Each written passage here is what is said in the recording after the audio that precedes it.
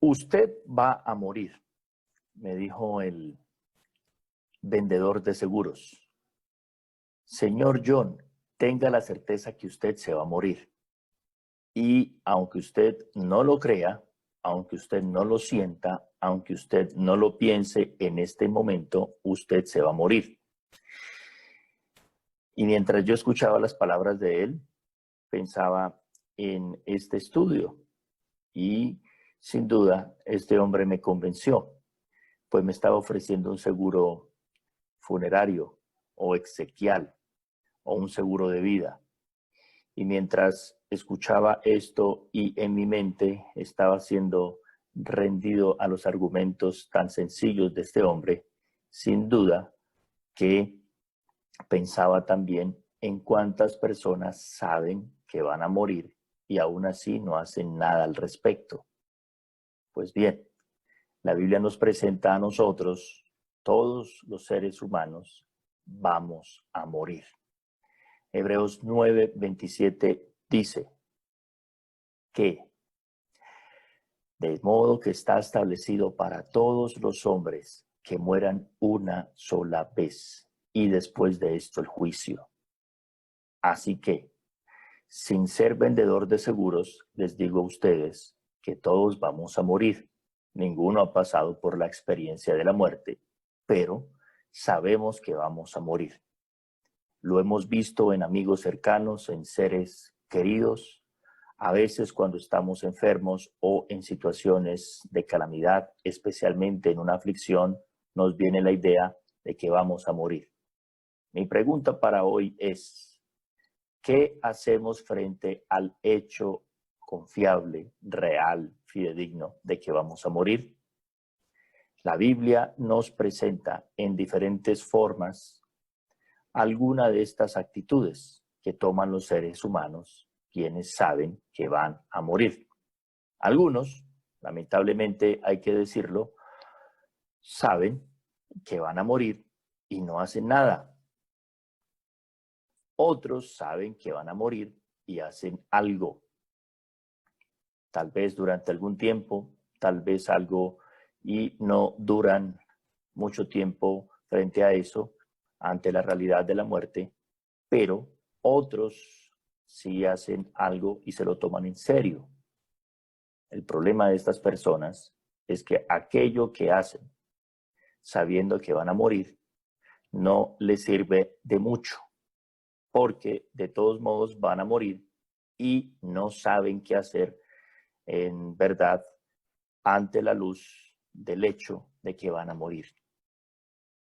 Solo unos, nos dice la palabra de Dios, saben que van a morir y aunque todos vamos a morir, ellos se preparan y acuden a la certeza más grande que puede acudir o que puede buscar una persona que sabe que va a morir. Esto tiene en mente Juan, el apóstol. En su primera carta, capítulo 5, versículo 13, dice lo siguiente: estas cosas os he escrito a vosotros que creéis en el nombre del Hijo de Dios, para que sepáis que tenéis vida eterna y para que creáis en el nombre del Hijo de Dios. El apóstol Juan, y desde ya estamos asumiendo que él es el autor humano de esta carta, pues sabemos que al ser parte del Nuevo Testamento es inspirado por Dios, por consiguiente el autor primario es el Espíritu de Dios.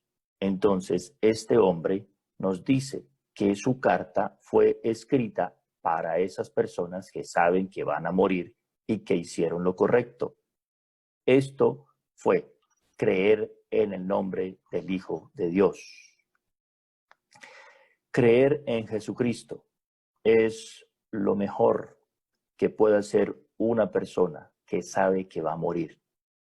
Más allá de un seguro de vida, más allá de prepararse, más allá de filosofar acerca de su muerte inminente e inevitable, todos nosotros tendremos que compadecer o comparecer mejor ante el juicio de Dios.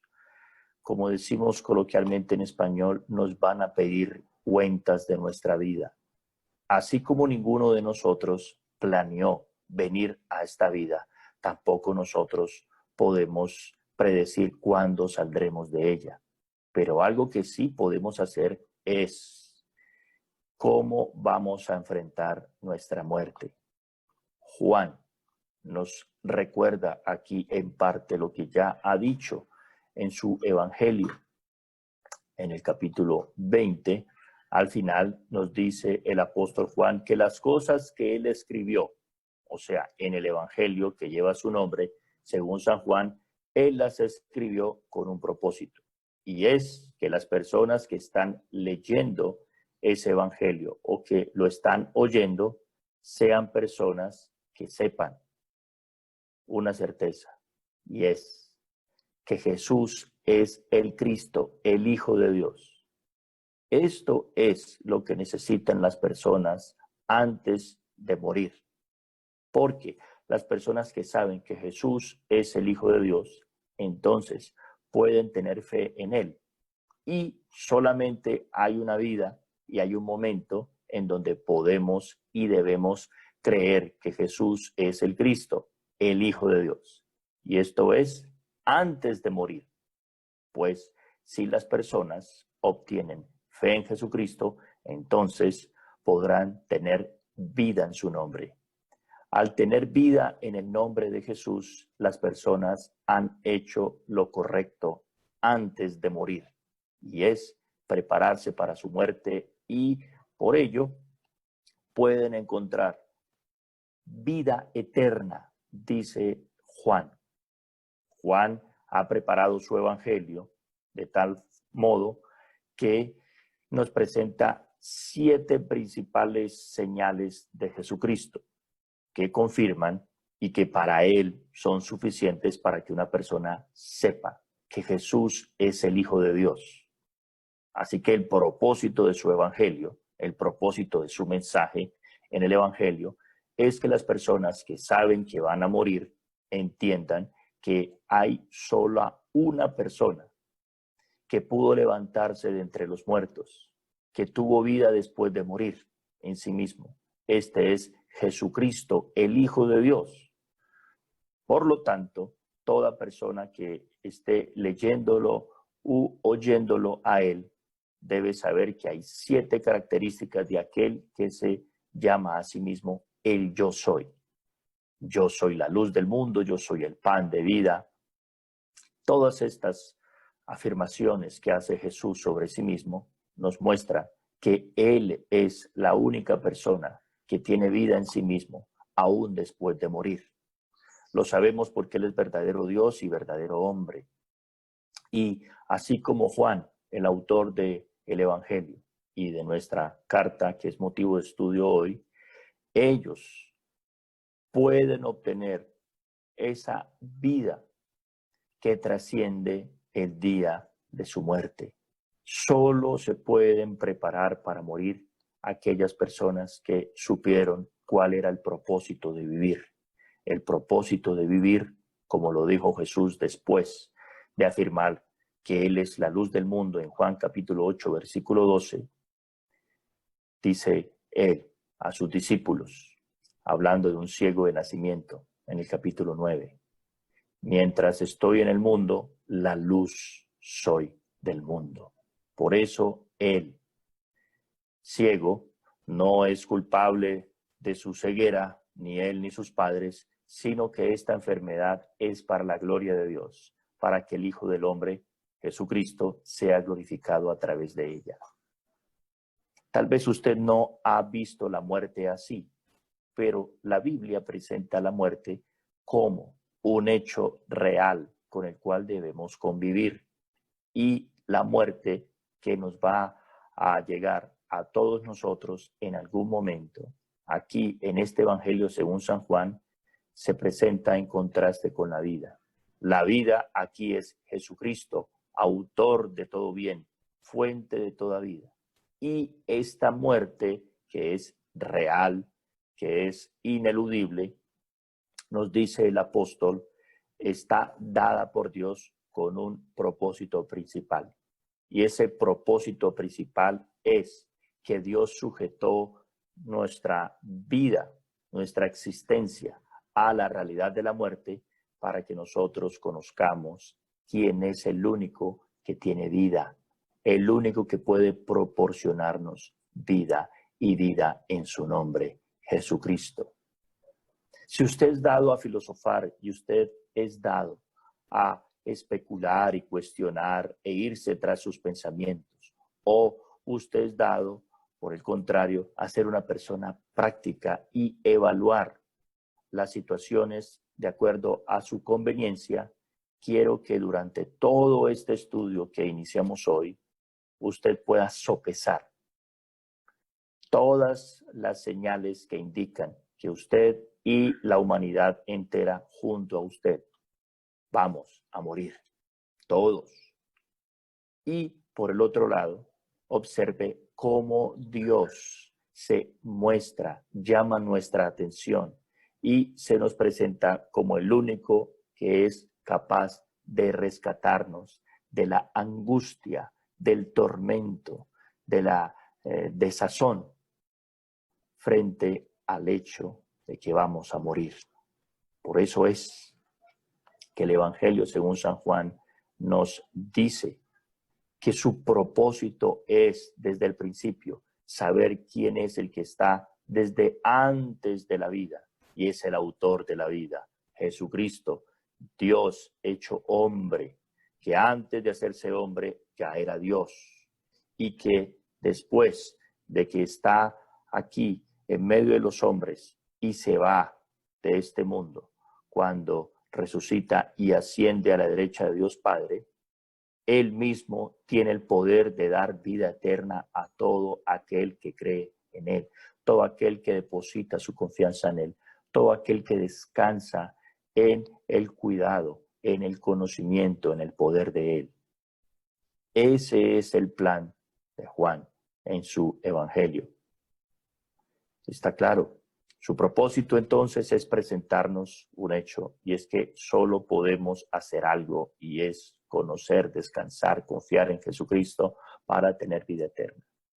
Su plan es la forma de presentar sus argumentos, es que nos presenta el inicio de este evangelio desde la eternidad, y luego al hacerse hombre hay 7 principales señales en donde se nos confirman que Jesús es aquel que puede prepararnos para morir. Pero hay más. Juan sabe que aún las personas que han hecho lo correcto, sabiendo que van a morir, aún luchan con la incertidumbre de saber si ellos han creído o no en Jesucristo. Ellos todavía se cuestionan, todavía preguntan, ¿qué podemos hacer frente a la realidad de que vamos a morir si ya somos cristianos? Por eso este estudio está dirigido a cristianos, porque una persona no cristiana es una persona que no ha hecho nada o tal vez muy poco frente a la realidad de que va a morir, y él necesitaría otra clase de estudio bíblico. Y para ello tenemos otros. Hoy estamos más enfocados en las personas que han hecho algo, que han hecho lo correcto ante esta realidad de que van a morir. Y es que ya han creído en Jesucristo, pero aún así luchan. Están inseguros, no saben qué hacer frente a esta realidad. Y por eso Juan, en su primera carta, que envía a todos los cristianos del siglo I, por eso se llama una carta católica o universal. Hay cartas en el Nuevo Testamento que se dirigen a personas en particular, a regiones. Juan aquí la dirige a todos los cristianos, a donde llegue este mensaje. Lo hace porque es un apóstol y Jesucristo escogió a sus apóstoles para que sean apóstoles, no solo de una persona o de una región, sino de la iglesia en general, la iglesia universal. Por eso es que todavía Juan sigue siendo nuestro apóstol. Juan todavía tiene que hablarnos a nosotros. Y Juan nos dice, estas cosas que les he escrito a ustedes que creen en el nombre del Hijo de Dios. Cristianos son los destinatarios de esta carta, aquellos que ya pasaron por Juan capítulo 20, 30, 31. Aquellos que supieron de todas las señales que hizo Jesús estando en la tierra y que creyendo en ellas confirmaron que Jesús es el Cristo, el Hijo de Dios, y que tienen vida en su nombre, vida en Él. Pero hay algo más, y es saber si tienen vida eterna. Así que usted y yo podemos entonces hacer parte de uno de estos grupos. Hay personas que no son salvas y no lo saben. Ni han escuchado ni se han cuestionado nada al respecto. Hay otras personas que no son salvas y sí saben que no son salvas. Podemos decir que esas son las personas que viven simplemente el día a día y que en algún momento les llegó el mensaje cristiano. Ellos saben que hay una salvación y ellos saben que no están dentro de esta salvación. Pero también hay otras personas que son salvas, que han conocido el Evangelio, pero todavía no lo saben. Hay gente que no sabe cómo obtener la seguridad de su salvación. Y todavía más cómico, podemos decir, que puede llegar a ser una tragedia, es que hay personas que piensan que son salvos, pero realmente no lo son. O sea, tienen una supuesta seguridad de salvación cuando en realidad no tienen la realidad de la salvación.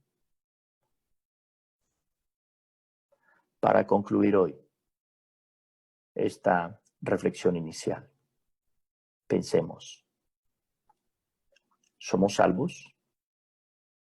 ¿Cómo lo sabemos? Y si usted sabe que es salvo, ¿cuáles son las bases sobre las cuales construye esa seguridad? ¿Acaso las certezas que usted tiene para afirmar su salvación son certezas legítimas? ¿O, por el contrario, usted en momentos de su vida cree que es salvo, pero luego pasan situaciones que después lo llevan a dudar de este hecho? Si usted es salvo y está completamente seguro de su salvación, a lo largo de Juan vamos a evaluar esa certidumbre, la naturaleza de esa seguridad, si es o no legítima y si es o no válida. Pues yo me puedo creer salvo sin serlo. Así como hay personas que creen que no son salvas y lo son.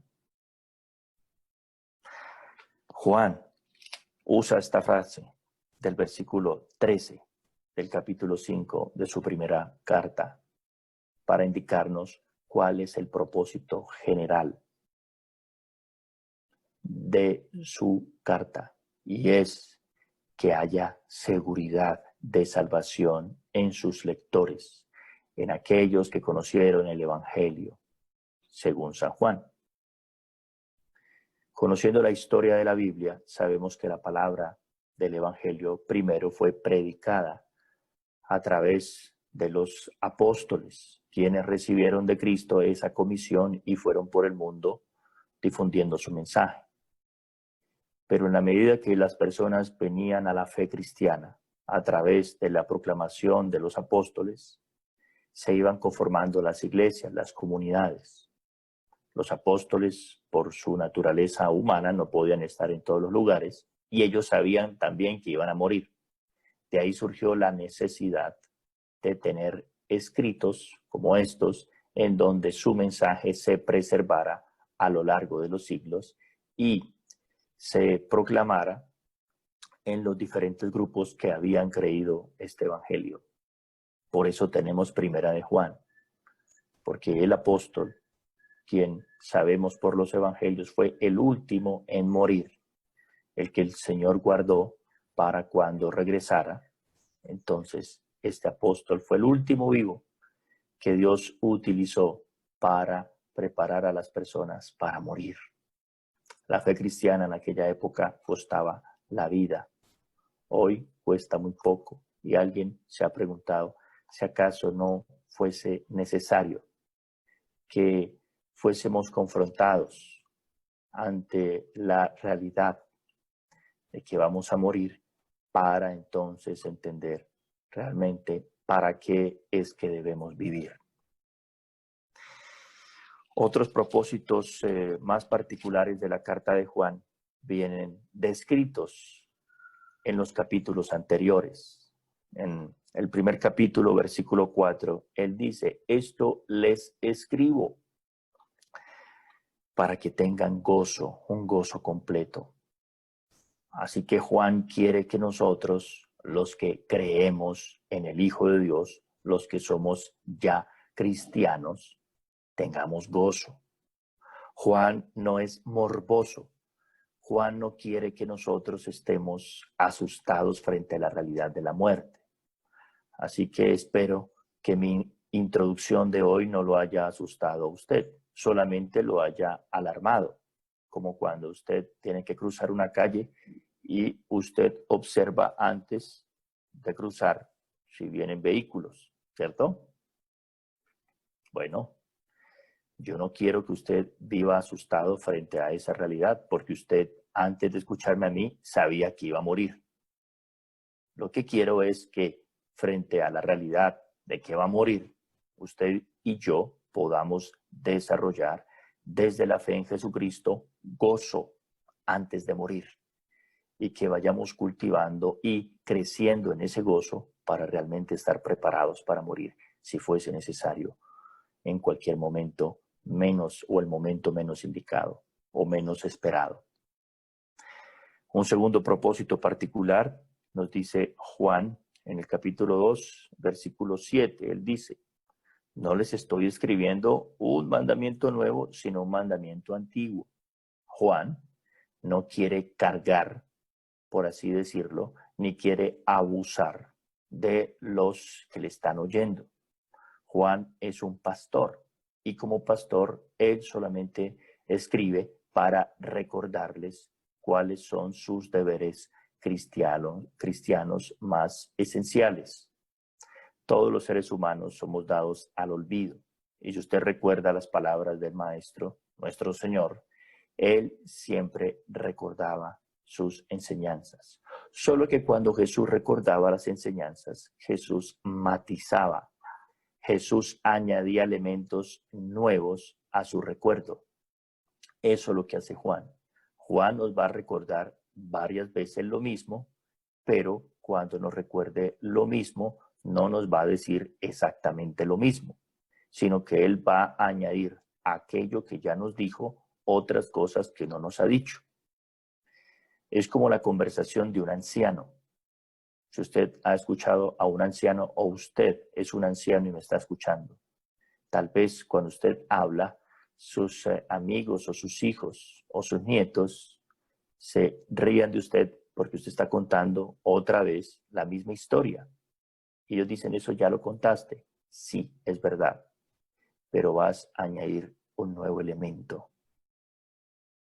Lo mismo hace Juan, quien ya es anciano para esta época.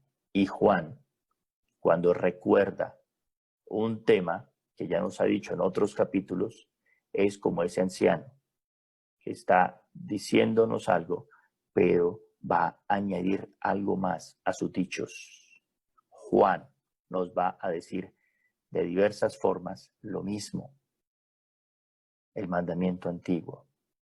El mensaje del Evangelio no empezó con los apóstoles, empezó en la eternidad y fue siendo proclamado a lo largo de los siglos. 3. Otro propósito particular de esta carta nos dice el versículo 12 del capítulo 2, es para hablarles a diferentes grupos. en la iglesia de Jesucristo. Él habla de hijitos, habla de jóvenes, habla de padres. En la iglesia cristiana no todos crecemos al mismo ritmo.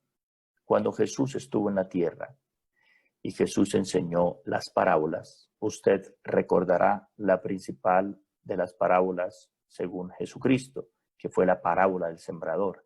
Allí nuestro Señor afirmó que de todos los grupos, solamente hay un grupo en donde crece la semilla, que es la palabra de Dios, la buena tierra.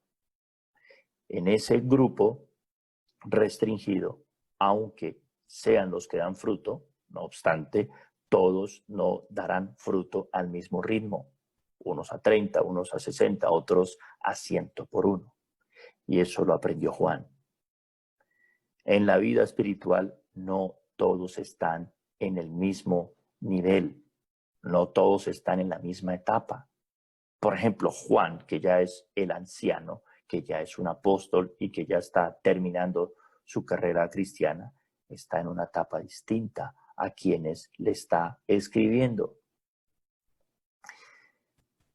Y nosotros en esta carta nos vamos a dar cuenta lo importante de mostrarle la seguridad de su salvación a un niño en la fe. ¿Por qué es importante, por ejemplo, tener seguridad de salvación para un recién nacido en la fe? Porque el recién nacido en la fe solo será fructífero en el reino de Dios cuando entiende que el problema más grande de su vida ya fue resuelto por Jesucristo. En cambio, si un cristiano todavía lucha con la realidad del amor de Dios, y en un sentido todos luchamos con esto, pero si él todavía no tiene fundamento para estar seguro en sí mismo de que Dios lo ama, así como lo amó cuando era su enemigo, ahora cuanto más que es su hijo, entonces esta persona no servirá a otros porque está sirviéndose a sí mismo, está ensimismado, está abstraído, solo pensando y porque Dios me ama, y si Dios me ama, entonces ¿por qué me pasa esto y esto y esto? Tal vez esa es su experiencia. Usted lucha en el día a día con la realidad del amor de Dios. Bueno, ese es un indicativo que usted es un niño en la fe, aunque tenga más de una década asistiendo a iglesias cristianas, pero lamentablemente usted no ha crecido, usted no ha madurado, porque Juan dice, hijitos, ustedes son los que saben que sus pecados fueron perdonados. No sabe más de la fe cristiana, sino que Dios lo perdonó y ya. Y aunque esto no es cualquier cosa, esto es una gran cosa, el ser perdonados de nuestros pecados, aún así hay mucho más para conocer de la fe en Jesucristo.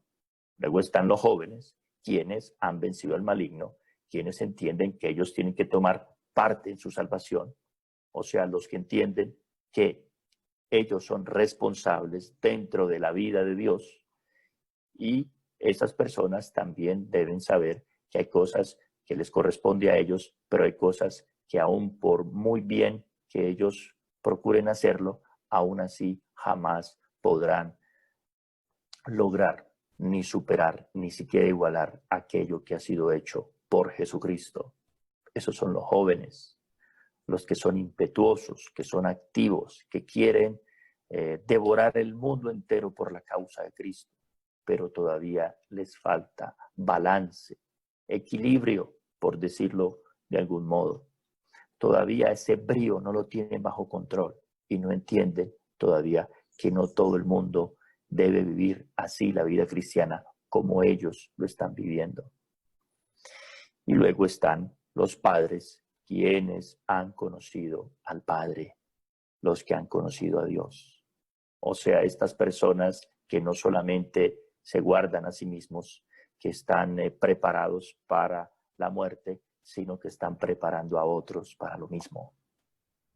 Este es otro propósito de la carta de Juan. También Juan en el mismo capítulo 2 nos dice que él nos ha escrito para que nosotros sepamos cuál es la verdad, porque hay muchos falsos Cristos, dice aquí, y usa la frase varios anticristos. Aquí se refiere no a un anticristo apocalíptico, sino a falsos cristianos que profesan una falsa seguridad en sí mismos. Así que esta carta va a mostrarnos cómo hay una cantidad de presumidos dentro y fuera del cristianismo que creen estar preparados para morir, cuando en realidad ellos, sin saberlo, están corriendo el riesgo de morir sin saber para qué Dios les dio la gracia de vivir. Estos son 4 propósitos particulares dentro del gran propósito general de la primera carta de Juan. ¿Qué vamos a hacer? ¿De cuál grupo haremos parte? Eso solo lo sabremos por la gracia de Dios cuando terminemos, si Dios quiere, el estudio de este libro.